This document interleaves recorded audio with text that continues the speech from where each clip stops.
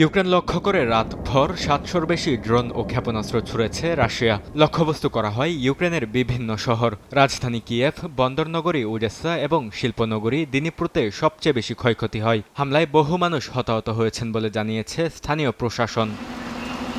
কিয়েভে মধ্যরাতে সাইরেন বেজে ওঠার পরপরই শুরু হয় বিস্ফোরণ। একটি বহুতল ভবনে সরাসরি আঘাত হানে রাশিয়ার ড্রোন। এতে ভবনটি ধসে পড়ে। শহর কর্তৃপক্ষ জানায় নিহতদের মধ্যে ১২ বছর বয়সী শিশুও রয়েছে। ইউক্রেনের বিমান বাহিনী জানায় ৬০০-র বেশি ড্রোন ও ৪৪টি ক্ষেপণাস্ত্রের মধ্যে বেশিরভাগই ভূপাতিত করা সম্ভব হয়েছে। তবু ২৬টি স্থানে সরাসরি আঘাত হানে রুশ ক্ষেপণাস্ত্র। একই সঙ্গে দক্ষিণাঞ্চলের একাধিক শহর বিদ্যুৎ বিচ্ছিন্ন হয়ে পড়ে, যা পরিস্থিতিকে আরও জটিল করে তোলে। এই হামলার নিন্দা জানিয়েছেন ইউক্রেনের প্রেসিডেন্ট ভলোদিমির জেলেনস্কি। রাশিয়ার বিরুদ্ধে নিষেধাজ্ঞা শিথিল নয়, বরং নিষেধাজ্ঞা আরও জোরদার করা উচিত বলে মন্তব্য করেন তিনি। একই সঙ্গে প্যাট্রিয়ট ক্ষেপণাস্ত্রের ঘাটতির কথাও তুলে ধরেন তিনি, যা রাশিয়ার ব্যালিস্টিক হামলা প্রতিহত করার একমাত্র কার্যকর প্রতিরক্ষা ব্যবস্থা।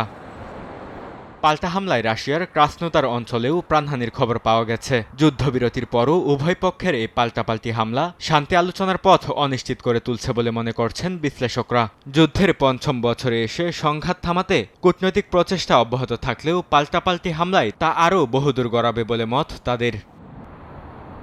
বরকতুল্লাহ, সময় সংবাদ।